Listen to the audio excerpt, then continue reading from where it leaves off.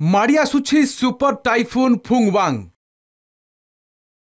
200 kilometre रु अधिक छुईब पवन रचिब विध्वंस बुड़ाइब सहर।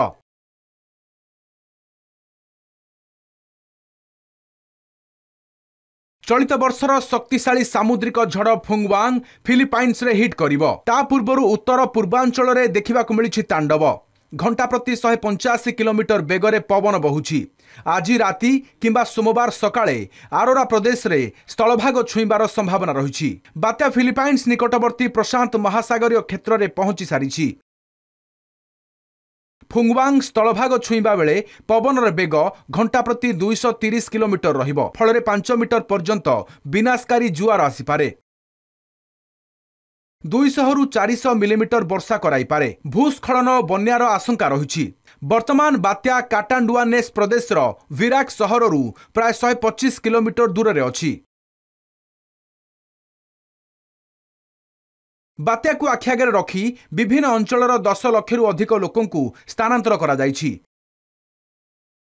300 रु अधिक घरोई एवं अंतर्जातीय विमान उड़ान बातिल होइछि। 6600 रु अधिक यात्री फसी रहिछन्ति। तटरक्षी बाहिनी जहाजगुड़ी को समुद्र को न जिबाकू परामर्श दिया जाइछि। आसंता काली स्कूल एवं कॉलेज को छुट्टी घोषणा करा जाइछि। फुंगवांग प्रभाव रे पूर्वांचल रे अनेक सहर और गाँव रे विद्युत सेवा ठप होइछि। प्रथमे कालमेगी झड़ तोफान कोपरे छारखार होइछि फिलिपाइन्स। 204 जनकर मृत्यु होइतिला।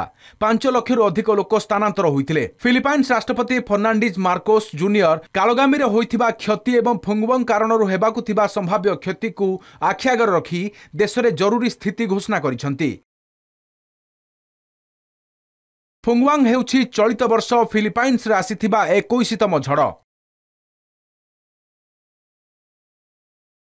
एपटे जापान रे शक्तिशाली भूकंप पर जारी होइछि सुनामी अलर्ट। इवाटे प्रदेश पई सुनामी अलर्ट जारी करिछि पाणीपाग विभाग। इवाटे उपकूल रे 3 फुट पर्यंत जुआर उठिबार संभावना रहिछि। तेबे क्षयक्षति नहीं कौनसी सूचना नहीं। 6000 रु अधिक लोकंकु सुरक्षित स्थान को जीवाकू निर्देश दिया जाइछि। सेपटे अंडमान निकोबर आइलैंड रे मध्य भूकंपर झटका अनुभूत होइछि। रिक्टर स्केल रे भूकंपर तीव्रता रहिछि 5.4। क्षयक्षति नहीं कौनसी सूचना नहीं। Bureau report, Kalinga TV.